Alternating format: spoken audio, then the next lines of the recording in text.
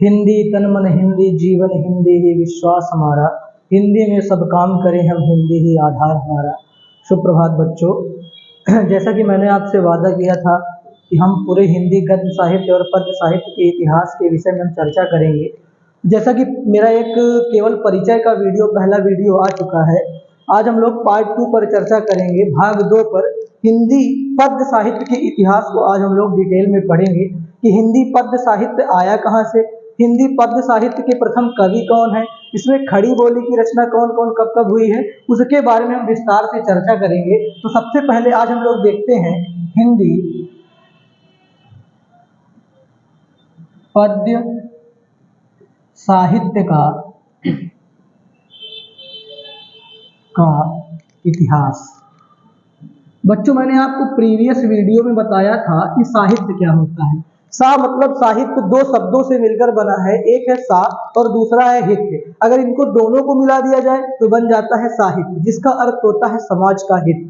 जहां समाज का हित निहित होता है वही साहित्य होता है। तो अब हमारे अंदर कहीं ना कहीं ये आता है कि ये साहित्य आया कहाँ से, इसकी प्रथम रचना कौन सी हुई है, कवि कैसे कैसे रचना करना आरंभ किए हैं, उन सारी बातों के बारे में आज हम विस्तार में चर्चा करेंगे। बच्चों देखिए, जो हमारा पद्य साहित्य होता है, पद्य साहित्य कहें इसे, या हम इसे काव्य साहित्य भी बोल सकते हैं। पद्य कहा जाए या काव्य कहा जाए, दोनों का मतलब एक ही होता है। अब सबसे पहले बच्चों, इधर हम डालते हैं काल, इधर डालते हैं हम लोग बच्चों समय सीमा। आप नोट्स हमारे साथ बनाते चलिएगा। और इधर हम लोग डालते हैं उपनाम।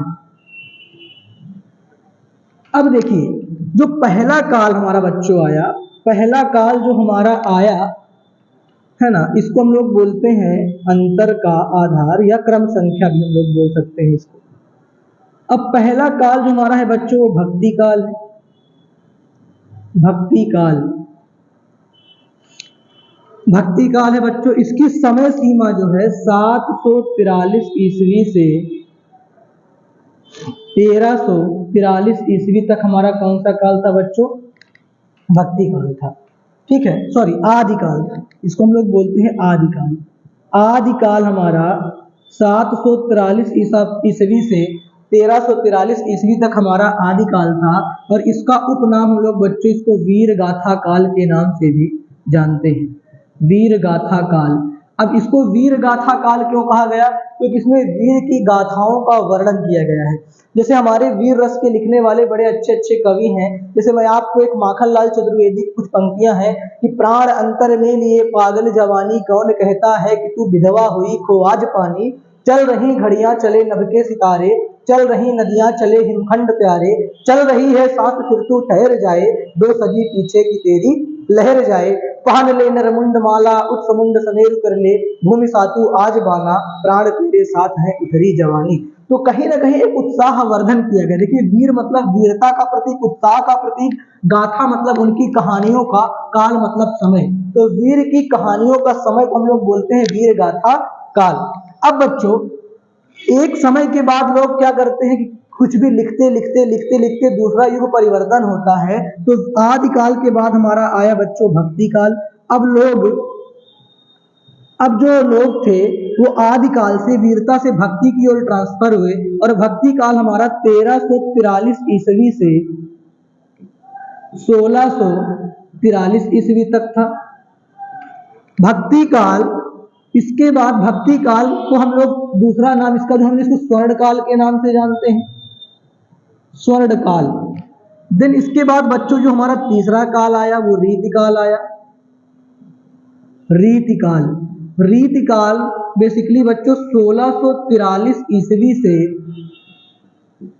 1843 ईस्वी तक था। इसको हम लोग श्रृंगार काल के नाम से भी जानते हैं, श्रृंगार काल। अच्छा बच्चों, श्रृंगार का मतलब होता है रति, और रति का मतलब होता है सुंदरता। और प्रेम किससे होता है? प्रेम होता है सुंदरता से। कहते हैं ना, प्रथम आकर्षण ही अंतिम आकर्षण बनता है। जब हम कोई सुंदर चीज देखते हैं, सुवर्ण को ढूंढत फिरे कवि व्यभिचारी चोर।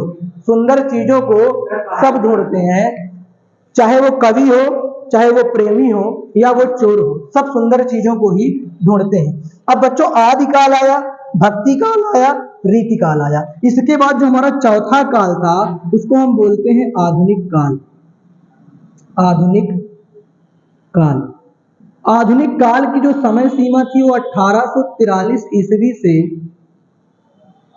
अब तक।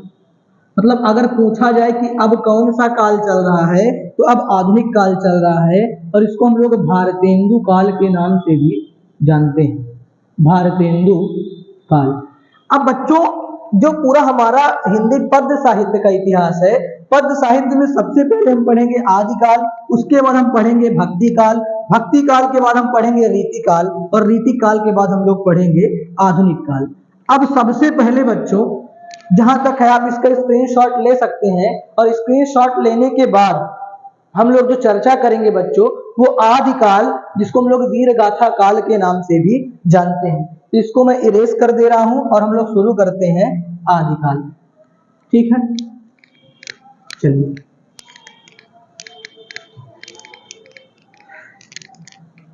अब हम लोग आदिकाल से बच्चों एक तरफ से पढ़ेंगे, आदिकाल से पूरा जो है आदिकाल से हम लोग देखेंगे। आदिकाल में बच्चों आदिकाल, आदिकाल की कुछ प्रमुख प्रवृत्तियां, आदिकाल की कुछ प्रमुख प्रवृत्तियां। अगर प्रवृत्तियों की बात करूं मैं तो अंग्रेजी में इसको हम कैरेक्टरिस्टिक्स या फीचर्स बोल सकते हैं, और हिंदी में इसको हम लोग बोलते हैं विशेषताएं। तो आदिकाल में क्या विशेषताएं थी, आपके बोर्ड एग्जाम में ये पूछ सकता है कि आदिकालीन काव्य की किन्हीं दो प्रवृत्तियों को लिखिए। तो दो प्रवृत्तियों का मतलब जो पहली प्रवृत्तियां, पहली आदिकालीन काव्य, आदिकालीन काव्य दरबारों में लिखा गया है, दरबारों में लिखा गया है।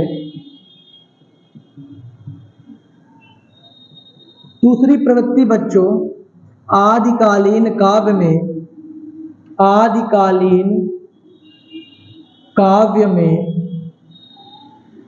वीर रस की प्रमुखता है, वीर रस की प्रमुखता है, प्रमुखता है। तो ये दो प्रवृत्तियां आप लिख सकते हैं। अब इसके बाद जो इंपॉर्टेंट प्रश्न उठता है, विशेष प्रश्न उठता है, उसका मतलब है कि आदिकालीन काव्य के कवि एवं उनकी प्रमुख रचनाएं। तो आदिकालीन काव्य के कवि, आदिकालीन काव्य के कवि एवं उनकी प्रमुख रचनाएं, प्रमुख रचनाएं। बच्चों आदिकाल के एक तरफ आप डाल लीजिए कवि और एक तरफ डाल लीजिए प्रमुख रचनाएं, प्रमुख रचनाएं। अब कवि की अगर मैं पहले कवि की बात करूं तो पहले कवि हैं हमारे अमीर खुसरो, अमीर खुसरो। अब अमीर खुसरो का हमारे हिंदी साहित्य में बहुत बड़ा स्थान है, और इनको हम लोग खड़ी बोली के पहले कवि कहते हैं। खड़ी बोली के प्रथम कवि, प्रथम कवि। इनकी जो रचना थी बच्चों वो थी नजरे हिंद। इनकी रचना कौन सी थी, नजरे हिंद। इनकी रचना थी नजर ए हिंद। आदिकाल के प्रमुख कवि अमीर खुसरो और इनकी रचना नजरे हिंद। दूसरे कवि की अगर मैं बात करूं बच्चों तो दूसरे थे चंद्रवरदाई, आदिकाल के सर्वश्रेष्ठ कवि चंद्रवरदाई। इनको बोलते हैं आदिकाल के सर्वश्रेष्ठ कवि, सर्वश्रेष्ठ कवि। और इनकी रचना थी पृथ्वीराज रासो, जो कि बहुत ही ज्यादा चर्चित है। पृथ्वीराज रासो। आदिकाल के जो प्रमुख कवि थे वो चंद्रवरदाई थे, और इनकी रचना कौन सी थी, पृथ्वीराज रासो। अब तीसरे नंबर की अगर हम बात करें, पृथ्वीराज रासो जो हमारा था वो हिंदी का पहला जो हिंदी का पहला महाकाव्य था, इसके बाद हम लोग बोलते हैं विद्यापति। विद्यापति, विद्यापति, विद्यापति जो थे हमारे, इनकी रचना थी पद्मावत, इनकी रचना थी पदावली, और इनको मैथिली का कोकिल कहा जाता था। ये मैथिली भाषा का जानकार थे, मैथिली का कोकिल। कोकिल मतलब होता है बच्चों जानकार, है ना। और इन्होंने लिखा पदावली, पदावली। इसके बाद चौथे पे अगर हम आए बच्चों, तो चौथे थे हमारे जगनिक, उनकी रचना थी परमाल रासो। चौथे कवि हमारे थे जगनिक, जिनकी रचना थी परमाल रासो। अब बच्चों रासो का मतलब क्या होता है? रासो का मतलब होता है उत्साह। उत्साह का मतलब क्या होता है? जहां वीरता का भाव प्रकट हो। तो आप देखिए, अमीर खुसरो, नजरे हिंद, खड़ी बोली के पहले कवि इनको कहा जाता था। चंद्रवरदाई पृथ्वीराज रासो, आदिकाल के सर्वश्रेष्ठ कवि। विद्यापति मैथिली का कोकिल, इन्होंने पदावली लिखा। और जगनिक परमाल रासो। अब इसके बाद बच्चों हम लोग चलते हैं नेक्स्ट पे। एक नरपति नाल थे, उनका था बीसल देव रासो। तो मैं इधर लिख देता हूं, जो हमारे 1 2 3 4 5वें कवि थे नरपति नाल, नरपति नाल, और इनकी रचना थी बीसल देव रासो, बीसल देव रासो। नरपति नाल, बीसल देव रासो, ये नरपति नाल, बीसल देव रासो। अब रासो साहित्य अलग से एक साहित्य है, जो कि हमारा आदिकाल का ही पार्ट है। आदि का मतलब क्या होता है? प्राचीन, और काल का मतलब होता है समय। जो पुराना समय है उसी को हम लोग बोलते हैं आदिकाल। अब बच्चों हम लोग चलते हैं, हमारा आदिकाल के लिए जितने भी महत्वपूर्ण तथ्य थे वो मैंने आपको बता दिया। आप इसके स्क्रीनशॉट वगैरह ले सकते हैं। और इसके बाद हम लोग चलते हैं तुरंत भक्ति काल की तरफ। तो आप इसका स्क्रीनशॉट पॉज करके ले लीजिए। अब हम लोग चलते हैं भक्ति काल की तरफ। अब भक्ति काल बच्चों देखिए, ईश्वर के सगुण और निर्गुण रूप की आराधना ही क्या कहलाती है? भक्ति काल। अर्थात हम जहां ईश्वर की भक्ति करते हैं, है ना, उनकी आराधना करते हैं, उसको हम बोलते हैं भक्ति काल। अब भक्ति काल बेसिकली बच्चों, मैं भक्ति काल आपको बताता हूं।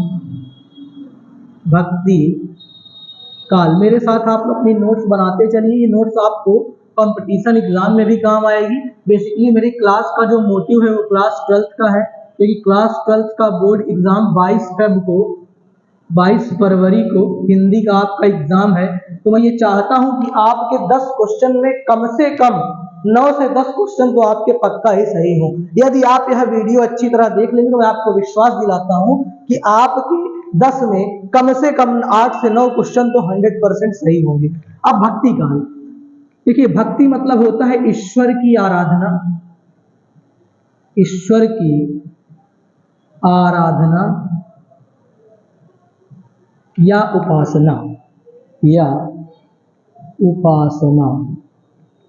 और काल का मतलब होता है समय। तो जब हम लोग ईश्वर की ओर हस्तांतरित हुए, ईश्वर की ओर स्थानांतरण हम लोगों ने किया, ईश्वर की भक्ति करना शुरू किया, तो भक्ति काल बेसिकली बच्चों 2 पार्ट में डिवाइड किया गया है। एक बच्चों है आपका सगुण काव्य धारा, और दूसरा है निर्गुण काव्य धारा। सगुण काव्य धारा का मतलब क्या है बच्चों? सगुण काव्य धारा में बेसिकली जहां ईश्वर के रूप, रंग, जाति या धर्म को आधार मानकर, धर्म को आधार मानकर आराधना की जाती थी, आराधना की जाती थी,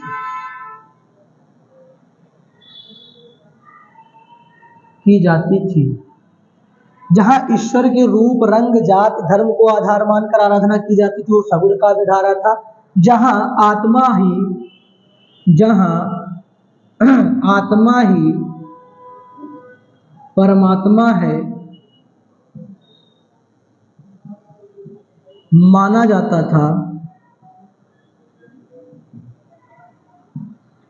उसे हम लोग क्या बोलते हैं? निर्गुण काव्य धारा बोलते हैं बच्चों। तो सगुण और निर्गुण का क्या मतलब हुआ? जैसे अगर ईश्वर राम की पूजा कर रहे हैं, श्री राम की पूजा, कृष्ण की पूजा, देवी जी की पूजा कर रहे हैं, विष्णु की पूजा कर रहे हैं, मूर्ति पूजा कर रहे हैं, बेसिकली आप यहाँ पर एक चीज और लिख सकते हैं, मूर्ति पूजा। जहां मूर्ति पूजा होती है वो सगुण काव्य धारा होता है, और कहते हैं जहां आत्मा ही परमात्मा है उसको हम लोग निर्गुण काव्य धारा बोलते हैं। अब बच्चों सगुण काव्य धारा में भी दो शाखाएं हैं और निर्गुण काव्य धारा में भी दो शाखाएं हैं। अब सगुण काव्य धारा की